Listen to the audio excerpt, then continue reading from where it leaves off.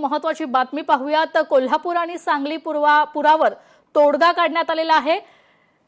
तर कोल्हापूर आणि सांगली पुरावर तोडगा काढण्यासाठी मोठा निर्णय घेण्यात आलाय। पुरावर कायमस्वरूपी तोडग्यासाठी तब्बल 3200 कोटी रुपयांचे मिशन MRDP मुख्यमंत्री देवेंद्र फडणवीसांनी माहिती दिली आहे। तर महाराष्ट्र लवचिकता विकास कार्यक्रमांतर्गत पूर निराकरण तयारी आणि प्रक्रिया पूर्ण महाराष्ट्र सरकार आणि जागतिक बँकेने एकत्रितपणे तयारी केलेली आहे। या उपक्रमासाठी पंतप्रधान नरेंद्र मोदींचे मुख्यमंत्री देवेंद्र फडणवीसांनी आभार मानले। केंद्रीय अर्थमंत्री निर्मला सीतारामन, भारत सरकारचा आर्थिक व्यवहार विभाग आणि जागतिक बँकेचेही मुख्यमंत्र्यांकडून आभार मानण्यात आलेले आहेत। आता प्रकल्पाच्या अंमलबजावणीकडे लक्ष असेल।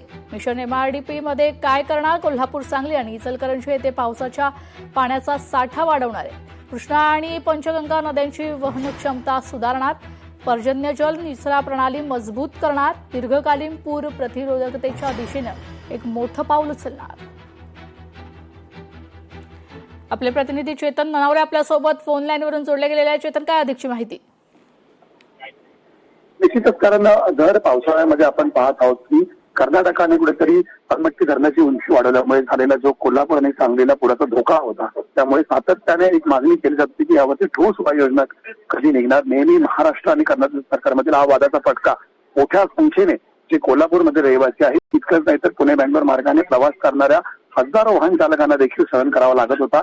आणि याच संदर्भात आता मुख्यमंत्री देवेंद्र फडणवीस यांनी पुढाकार घेत जागतिक बँकेसोबत ही प्रोसेस सुरू केलेली होती, जी आता पूर्ण झालेली आहे। त्यामुळे तब्बल आपण पाहत आहोत की जागतिक बँकेच्या सहकार्याने 3200 कोटींचा जो हा प्रोसेस आहे तो कम्प्लीट झालेली आहे। त्यामुळे आता प्रत्यक्ष या मिशन MRDP ची अंमलबजावणी होण्यास सुरुवात होणार आहे। आणि त्यामुळे ज्या दोन महत्वाच्या नद्या या पुरासाठी कारणीभूत ठरत होत्या, म्हणजे कृष्णा आणि पंचगंगा, या नद्यांची वहन क्षमता सुधारणार असून कोल्हापूर, सांगली आणि इचलकरंजी येथे आता पाण्याचा जो साठा आहे तो मोठ्या प्रमाणात वाढवण्याची क्षमता निर्माण केली जाणार आहे। परिणामी कोल्हापूर आणि सांगली आणि इचलकरंजी वासियांसाठी ती मोठ्या दिलासादायक बातमी मानली जाते। निश्चितच धन्यवाद चेतन, तुम्ही दिलेल्या सविस्तर माहितीकरता।